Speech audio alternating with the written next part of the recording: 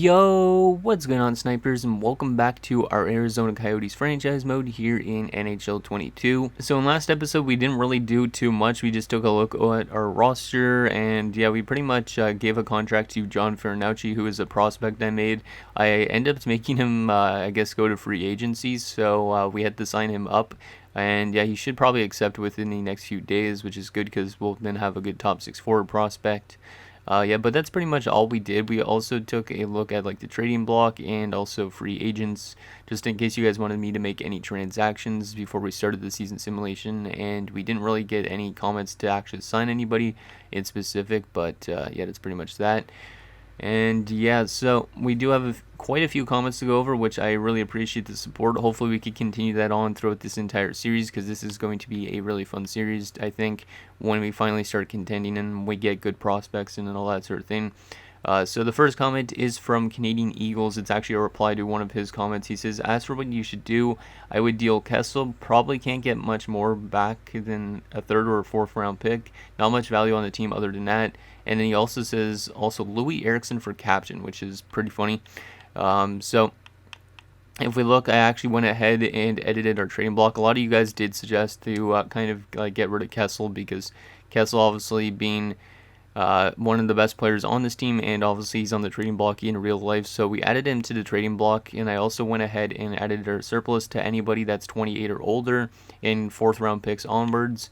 And then I put for our wants, I put any picks pretty much, and then I also put any guys that are like 17 to 27. That way we actually get some good prospects back for us in these trades.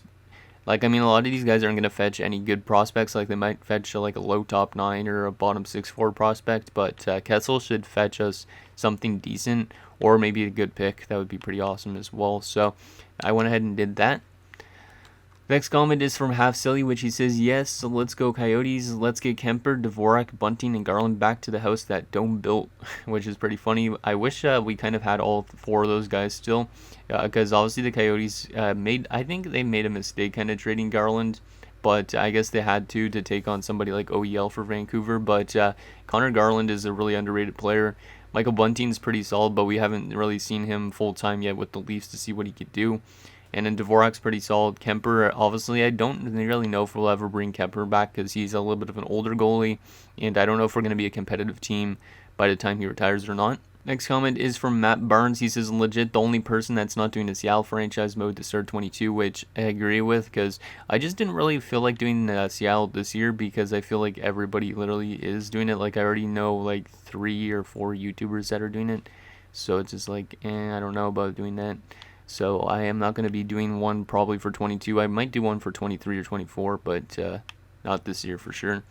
Next comment is from my buddy Sinford Wind Productions, which most of you guys should probably know, considering he's one of the bigger franchise mode channels on YouTube. He says, can't wait to see what you do with the rosters in December, man. Keep up the great work on the channel, bud, which I really appreciate that, Sid. Thank you for those kind words. It definitely helps motivate me to keep on doing what I'm doing. I've been doing this for 5 years, and I'm going to keep on going. And the next comment is from Senator Sal. He says, trade more players for picks. That's the first step for rebuilds. Also try and get a starting goalie for the season, which I agree with. We're probably going to be trading some players for picks once we get offers thrown at us. Kessel's the big one that we're going to try and get back a pick for. I don't really want a prospect back for him, because if we could get like a nice like second or first round pick or third round pick or something, that'll at least give us some decent prospect at the draft. And then, yeah, trading-wise, the other rest of these guys are probably just going to fetch us late-round picks, so, but we could see what we could get for them. And now the final comment is from HawksFan88. He says, since the team is definitely since this is definitely a rebuilding team, the first thing I would do is definitely trade Kessel, since he's older, but he still has good trade value. Also, I would send Soderstrom to the AHL, since he's only 77, but he has high top 4 potential, and I think he would develop better with a year in the AHL. Excited to get started in the desert. So, yeah, another comment to basically trade away Kessel. So, yeah, Kessel is definitely on the block, which I just showed you guys. And then he said to send down Soderstrom to the AHL, which I agree with as well, because I think with the high top 4 potential, he'll definitely get some more development being in the minors. So we will send him down, and I probably will just call up Capobianco instead. And then, yeah, we can see how that works out for this team. So, yeah, we're going to just basically do that right now.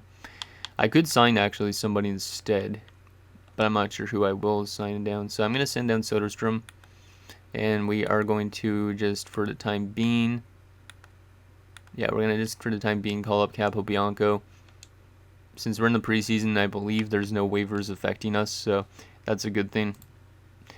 So yeah, we'll basically do that, throw in Capobianco for the time being, which he actually doesn't fit. He actually fits decently. Oh, I could change him in Labushkin. That's not that bad. But we might want to assign another defenseman. I don't know. Well, we're going to be a bad team regardless. Capobianco, I don't think he's going to ever reach his top 4 potential because he's 74 at 24. So yeah, we'll probably just leave it like that. Let's try and get our chemistry a little bit better, even though we don't want to be necessarily a good team. Christian Fischer is better offensively, though, right, than somebody like Travis Boyd. No, they're right around the same. But that does get rid of the negative, which is good. So I think I'll just do that. Barrett Hayton playing third line is... I don't know if I'm rushing Barrett Hayton by playing him on the third line now. I feel like I am kind of rushing him a little bit. He's 21, medium top 6 potential only.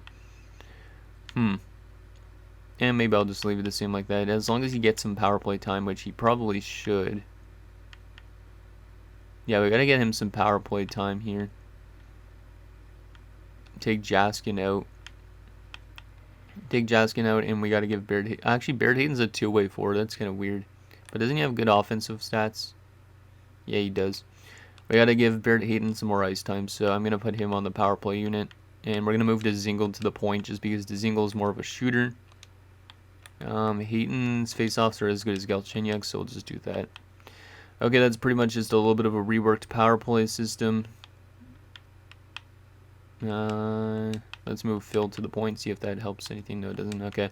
Doesn't really matter too much because we aren't going to be a good team regardless, and I don't want to be a good team. So, there you go on that front. And Tucson, we got to edit their lines. Throw back in Soderstrom, who is going to... Where the heck did he... Oh, he's a right D. Okay, we got to move over. Let's just put him in where this is for now.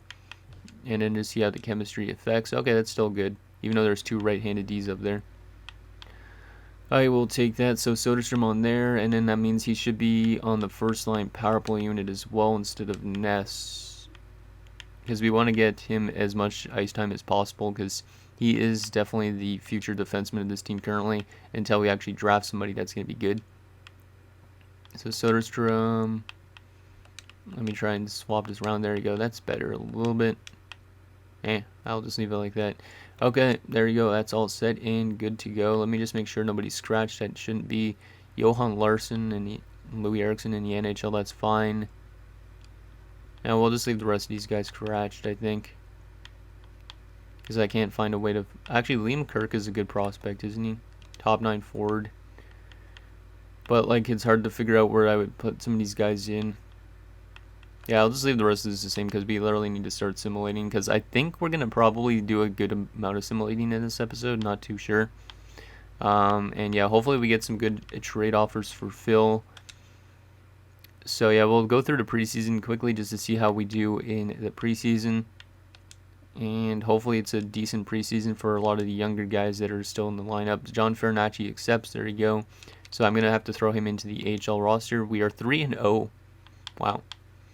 Let me go to roster moves because I believe Farinacci just got put right to the NHL, right? No, he did not. Okay, good. Where are you, Farinacci? I made you like a 60-something. Okay, good. He's in the AHL. I need to edit the lines again down there in Tucson so we can get Farinacci into the lineup. And we will probably take out Carson because Carson's more of a physical player if I'm not mistaken. So we will put John Farinacci on the wing, I think. Hopefully I didn't make his like shooting attributes too good. We can move down. There we go. Let's do that. Just to get making that chemistry at least decent because Farinacci is our top offensive prospect pretty much right now. Or one of our top offensive prospects. But we're having a good preseason, but that means we're probably going to have a terrible regular season, but I'm okay with that. Because we want to try and tank maybe and get Shane Wright. If we don't get Shane Wright, hopefully we get some other good prospect. Because obviously Shane Wright is now a franchise player because I edited him. There you go, 6-1 in the preseason, really good stats. Phil was over point per game.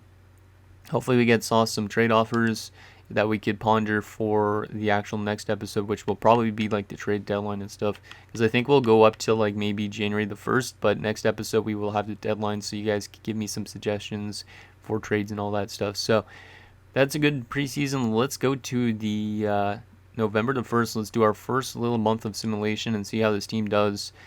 And yeah, hopefully we play like a tumbleweed blowing through the desert or something like that. So pretty anticlimactic. Yeah, there you go. That's what I'm trying to say. Capo Bianco's already been injured. Wow. Okay, we'll just go replace player. But of course he gets called up to take over for Soderstrom when he gets injured. And we win our first 2 games somehow. Connor Timmins has been injured. That means 2 forwards are playing defense. Oh yeah, wait a sec. Wait. I know what the problem is. I forgot to do this when we were setting up our franchise mode. I forgot to put injuries down because injuries are still at 50 out of 100. I'm pretty certain, which that will affect us big time. So gameplay sliders, I'll slide it down all the way to 9 because I was getting still a lot of 10 when I was doing an offline franchise mode. So we got to set this down to 9. See if that helps it out. But yeah, I didn't think about doing that for some reason when I was setting up this franchise mode in the first episode. So there you go. That should help us not get that much injuries because we already had 2 injuries and we're not even a full month into the simulation yet. Okay, let's continue to simulate. Game against Florida's a loss. Good stuff, guys. Keep on losing, please. Because like if we could get Shane Wright to start building his team around, that's gonna be good. Let's put Capo Bianco was actually right where Eriksson was, so we got to take Eriksson out and throw back in Larson. There you go. Defense is set and ready to go.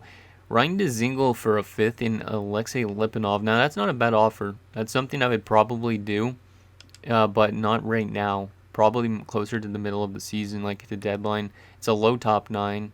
He's 22, though. 69 overall. He could end up being something.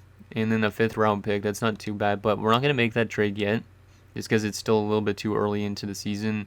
Dzingel and Jaskin for a 5th and a 7th. Literally, I would be doing these trades in a heartbeat, but right now I'm not going to be doing those just because I would like to wait for your guys' opinions. And are you kidding me? Henry Jokiharju has been put on waivers. He's a low top 4, 22 years of age, and he fits our defensive pairings, power play, and penalty kill.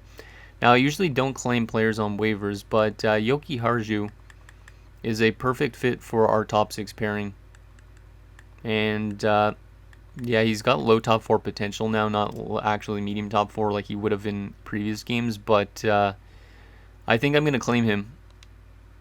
And he's going to be a big part of our future. He's signed for 3 years at 2.7, so we definitely got to play him in the NHL. So let me stop the simulation.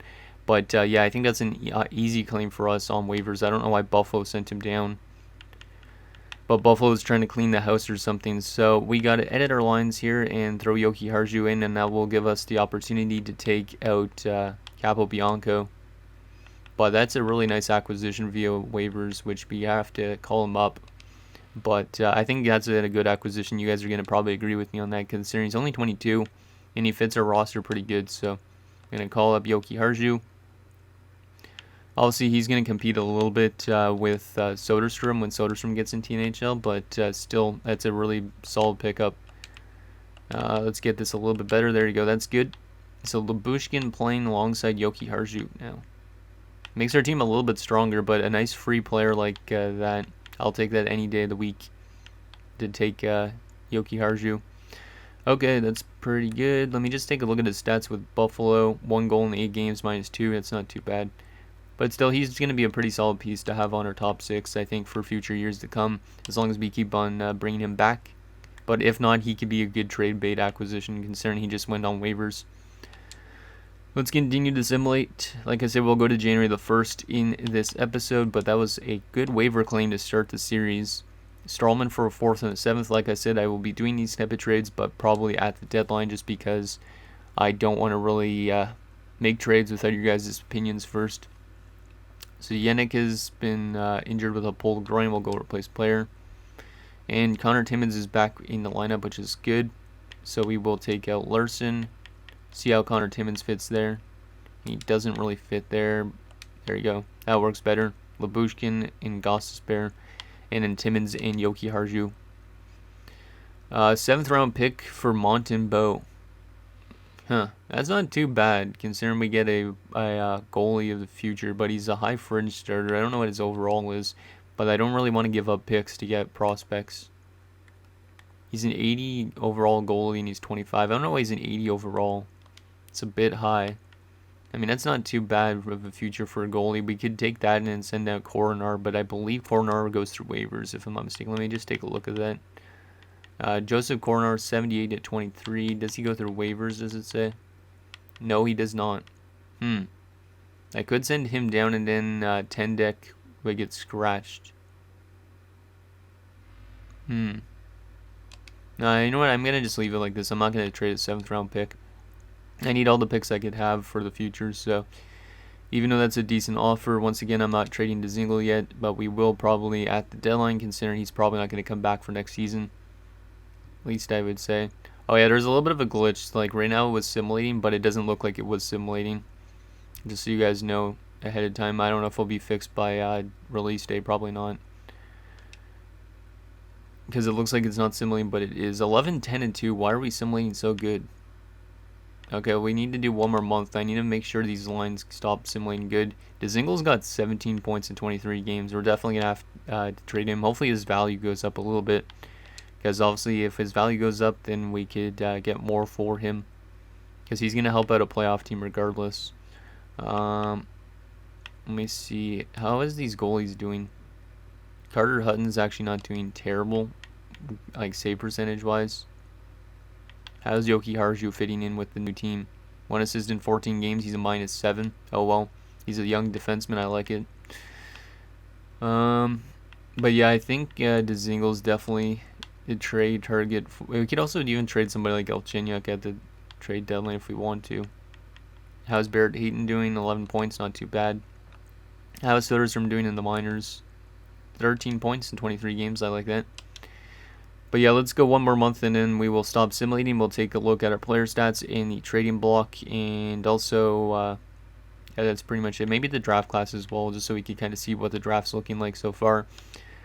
And then you guys can let me know all your opinions below for potential trades and stuff. So Yannick needs to go back in instead of, was it Liam Kirka was out? I think it was. You know, I don't want to really scratch Liam Kirk because he's actually a good prospect, so. But yeah, hopefully we start losing games because I don't know why we're winning more games than we're losing. Like if that acquisition of Yoki Harju is going to help our team out, that's kind of weird. I'll probably end up just tanking our team regardless at the deadline and trade away a lot of good players. So Gostisbehere and Dzingel to Boston for a second. Lyle and Kaiser. Not really a huge fan of that, to be honest. I thought Gostisbehere would fetch us a little bit more than that, so. Dzingel a 4th and a 4th for a 3rd and a 4th. Wow, that's a good offer from Anaheim. I'm not going to do it yet, but like I said, you guys can let me know which ones you like for these offers that were getting thrown at us, and we could probably do them in next episode. So we will go back to our lineup, and I believe the person that was out was Cam Deneen. So we'll put in Moser. There you go. But yeah, we're doing way too good, so, well actually we're not way too good, but we're still playing better than I thought we would. Galchenyuk's been injured, let's go replace player. 16, 14, and 4 at January the 1st, so that is a little bit too good for me. We're still out of a playoff spot, which is good, but obviously we want to be worse than that, so we're going to have to trade away some good players in next episode. But let's take a look at our player stats so far for the season.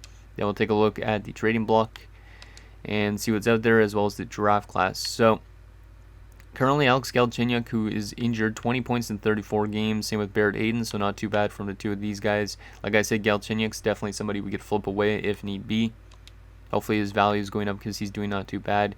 Nick Schmaltz, only 13 points, so it seems like our top line's not really producing that well. Kind of sucks that Nick Schmaltz isn't doing too good. I don't know if he's somebody that we should trade away at some point, but hopefully he can start getting more offense going because that's pretty bad. Jay Beagle, 13 points. Like when Jay Beagle has as much points as Nick Schmaltz, you know that something's wrong with the team. Travis Boyd 11 points, and then Larson had 1 point in 8 games. Dzingel and Krause both 23 points. I don't know how Lawson Krause even has more points than somebody like Schmaltz. Keller 19 points. Yeah, that top line is really quiet, which is kind of weird considering I thought they would be our best line. Antoine Roussel almost has as much points as Clayton Keller, and he has more goals. This is a really weird simulation right now. Jaskin 7 points, Eriksson 1 assist, Kessel 16 points. So yeah, Kessel's not doing too good either, but we are gonna have to trade him away soon in next episode. And Christian Fischer 11 points. Defensively, Gostisbehere has been really good, so this might be the year to trade away Shane Gostisbehere, even though he does have an extra year left. And since bringing in Yoki Harshu, he's been pretty good actually. 8 points with us now in 25 games. And yeah, that's pretty much that. Goalie-wise, Carter Hutton's actually been way too good. I don't know why he's been that good. He shouldn't be. 917 save percentage and a 275. Wow. Kornar's been actually winning games as a backup as well, so it's kind of a weird status for this team. Let me just quickly gloss over the AHL. Soderstrom's are the best point producer in the AHL currently, which is awesome to see. He is up to a 78 now, so he will be a better overall to start next season, and he will more than likely be on the roster for next year. So that is that. Let me actually take a look at our team stats currently as well. Like, what are we doing too good at? We're scoring a lot more goals than we should, it looks like, because we're outscoring Colorado and Nashville, which is weird. But our top line's not doing that good. Interesting. Let's take a look at what is out there on the trading block, and then we'll go to the draft class. See if there's anything we could trade Phil for or any other player for. So there's some veterans in Anaheim. Nobody I really want, though, obviously, because we're not bringing in veterans. Fabian Lysell, that's a good prospect to trade for. That Boston has on the block, top 6 forward prospect, 70 overall. He does have an X factor, or he might have a zone ability. I don't know if he does.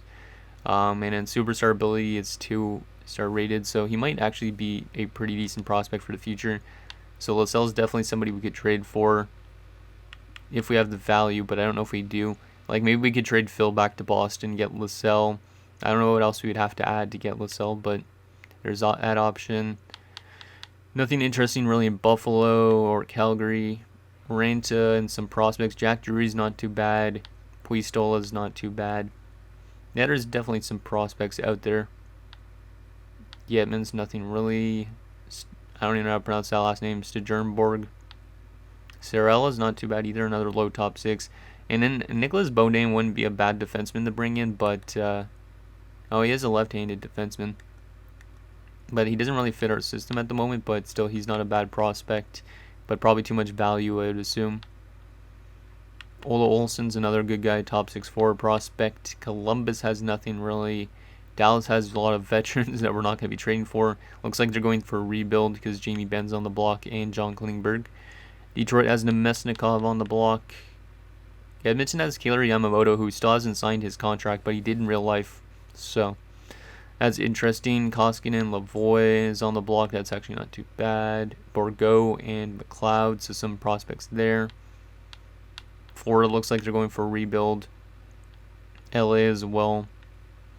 Minnesota, there's a lot more veterans on the block than younger guys, which kind of sucks. Josh Anderson because of his terrible contract. A couple of prospects there in Teasdale and Kidney.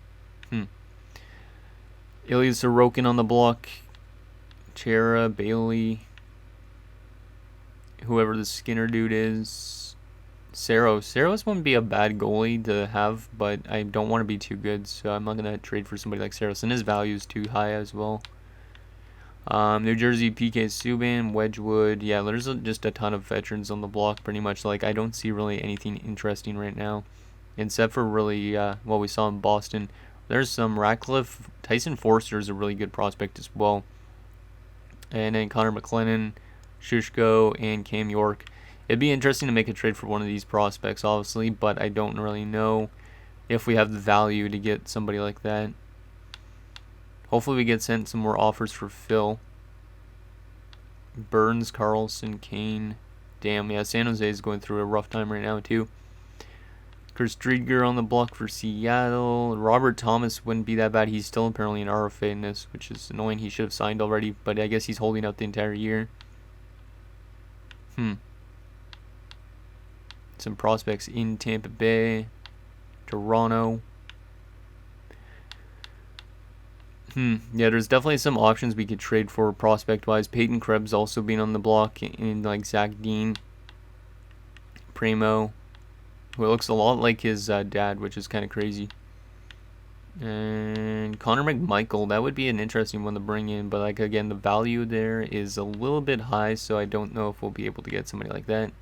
And Cole Perfetti, geez, if we could trade for Cole Perfetti, that'd be awesome, but I doubt we can. So yeah, that's the trading block. Let's take a quick look at the draft class, and then that'll be it for this episode. Actually, I'll show you guys also the contract situation, just so you guys can know who's on one-year deals left again. So yeah, this is the draft class. I believe this Mackey guy is not a real defenseman, but I'm not too sure. But this first-year draft doesn't look too great right now, except for I know Shane Wright's a franchise player.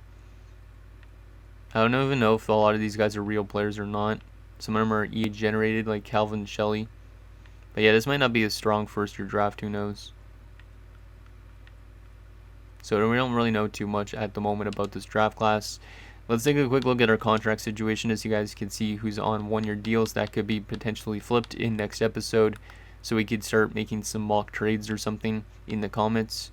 So Phil Kessel definitely is somebody to trade away. Strawman we could trade away. Dzingel, Boyd, Galchenyuk, Jaskin, Beagle, Larson, Labushkin, Roussel, Erickson, and then that's pretty much it. Everybody that's an RFA I'd like to keep around, but a lot of UFAs there. And in goalie-wise, we do also have Carter Hutton that could be dealt, but I don't know if he's going to get anything really for him.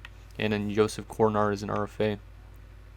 So anyways, guys, that's going to do it for this episode of our Arizona Coyotes franchise mode. So in next episode, we will have the trade deadline. We'll probably simulate the rest of the regular season so we could get like prepped and all that stuff for our first off season, which hopefully we could get a really good prospect into this team and start our rebuild officially. So let me know what you guys think down below, and I'll see you guys next time.